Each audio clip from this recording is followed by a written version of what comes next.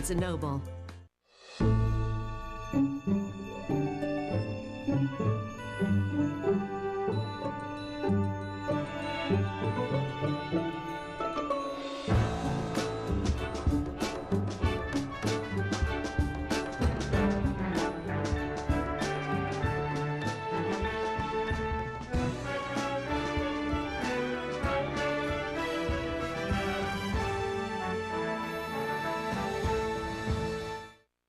Hi, I'm Robert Osborne. Thanks so much for joining us as we continue our month-long series, which we're calling The Jewish Experience on Film, meaning how Jews have been portrayed on film through the years.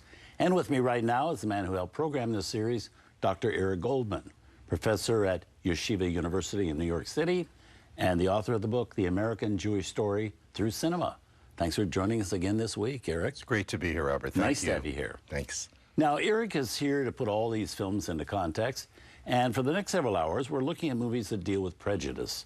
And up first is the 1934 drama, The House of Rothschild, starring the celebrated actor of the 1930s, George Arliss, also Loretta Young, Robert Young, and Boris Karloff.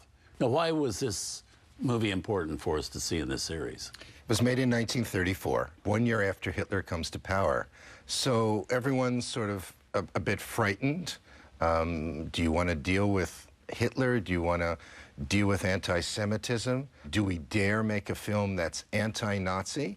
And no one was ready to do this. And in a certain sense, the only one who would do this is Darryl F. Zanuck. Right. And Zanuck, we have to say, had been for years at Warner Brothers in their production. He left Warner Brothers in '33, started his own company, 20th Century, and this was one of the early films made by his company. So it's kind of daring all the way around. It's very daring. Zanuck had worked with the Jewish story. He had been involved in the production of The Jazz Singer. Mm-hmm. And he wasn't Jewish. And he wasn't Jewish. Well, and I think that's what makes him able to do this.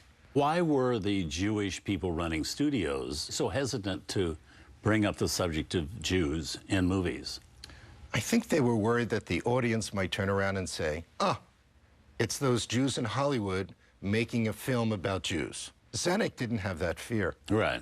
He forged ahead, and Zanuck also was a risk taker. You're right. And of course, many other films that he made were important social message films.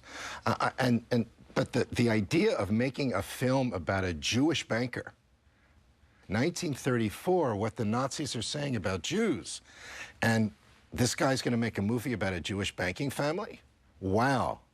So there was a lot of pressure on him to stop. And UCS also told me that there was a lot of criticism about George Arliss's portrayal in this movie that was anti-Semitic. Do you agree with that at all? As we will see, George Arliss is going to play both the elder Mayor Amschel and his son Nathan. And when we see the portrayal of Mayor Amschel, we're going to squirm a little bit.